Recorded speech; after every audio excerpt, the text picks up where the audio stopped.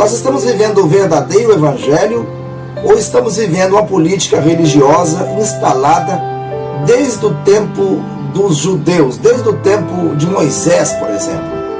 Há um inimigo muito poderoso que tem passado despercebido nos radares mais poderosos dos cristãos. Os cristãos não conseguem discernir o que é política religiosa com graça. Estão vivendo a mesma confusão que Paulo, Pedro e os discípulos viveram no início do Evangelho. Quando Jesus está escrevendo no chão, de repente aparece uma multidão de pessoas com pedras e paus na intenção de matar aquela mulher que havia sido pega em adultério. E eles disseram uma frase muito interessante. Eles falam assim: na lei de Moisés, esta mulher seria apedrejada até a morte. Jesus então resolve aquele problema, mas o que me chama a atenção é exatamente isso. Na lei de Moisés, essa mulher seria apedrejada até a morte. Em outra passagem, Jesus diz o seguinte: ai de vós, doutores da lei e fariseus, hipócritas, porque dais o dízimo da hortelã, do endro e do cominho, mas tendes descuidado dos preceitos mais importantes da lei, a justiça, a misericórdia e a fé. Deveis sim praticar essas coisas e não omitir aquelas. Talvez você diz hoje: mas Jesus disse que deveis fazer essas coisas e não deixar de fazer as outras. Então isso quer dizer que Jesus estava de acordo com a lei que estava sendo executada. Jesus sim disse que deveria fazer essas coisas. Por quê? Porque Jesus ainda não havia morrido na cruz. A morte de Jesus foi exatamente o momento da transição entre lei e graça. No tempo de Jesus existia dois partidos.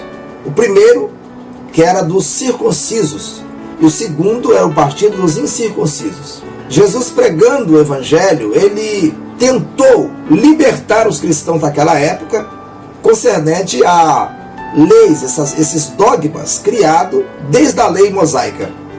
Quando nós observamos os discípulos em um momento, Pedro estava juntamente com os gentios, participando das suas atividades, e de repente Pedro percebe que Tiago havia trazido uma caravana de irmãos circuncidados.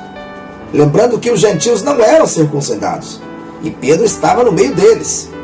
E aí Pedro, quando ele percebe que os discípulos que vieram na caravana de Tiago chegaram, Pedro então se afasta dos gentios e vai para o lado dos circuncidados, ou seja, para o lado dos irmãos que vieram com Tiago. Paulo então percebe esse ato de Pedro e chama a atenção de Pedro no meio dos irmãos.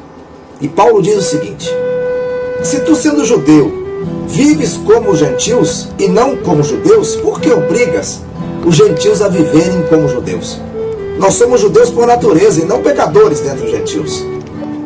Sabendo que o homem não é justificado pelas obras da lei, mas pela fé em Cristo. Temos também crido em Jesus Cristo para sermos justificados pela fé em Cristo e não pelas obras da lei, porquanto pelas obras da lei nenhuma carne será justificada. Gálatas 2, verso 15 e 16.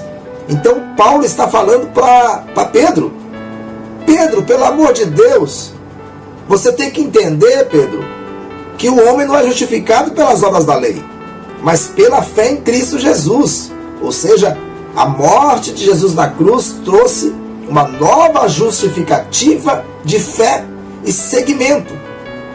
E Pedro estava tendo um problema, porque Pedro havia esquecido da visão que ele teve em cima lá do terraço, quando ele viu os animais imundos dentro de um lençol, e o Senhor tinha falado para ele: pega e come. E ele disse: não, Senhor, de maneira nenhuma eu vou comer animais imundos, eu colocarei na minha boca. Aí a voz do Senhor Jesus disse para ele: olha, não podes tu considerar o que eu santifiquei como imundo? Então o Senhor estava falando dos gentios. Mas Pedro esqueceu dessa visão, e agora Pedro está indo no partido dos circuncisos. Ou seja, ele esqueceu que os gentios também faziam parte da graça e que podiam também ser salvos pela graça.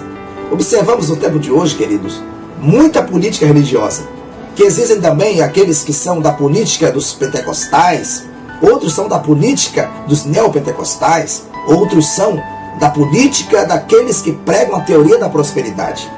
Mas esqueceram que, na verdade, o verdadeiro Jesus, o Jesus que não é da imagem, mas o Jesus que está sentado à direita de Deus, o Cristo verdadeiro, não faz acepção de pessoas.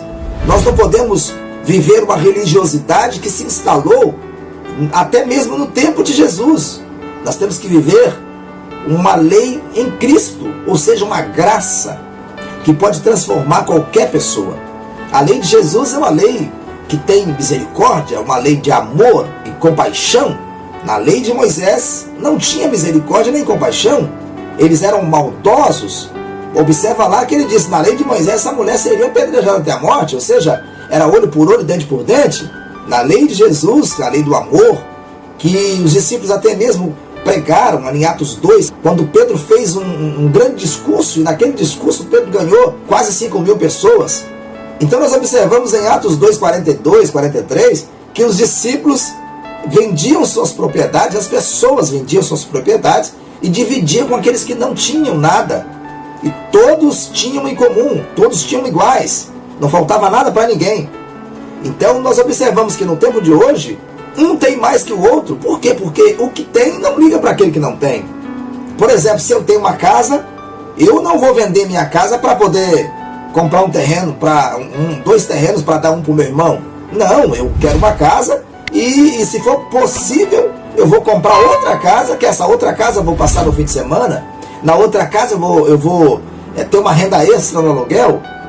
Mas no tempo de Jesus não. Quem tinha duas vendia uma e dividia com aquele que não tinha.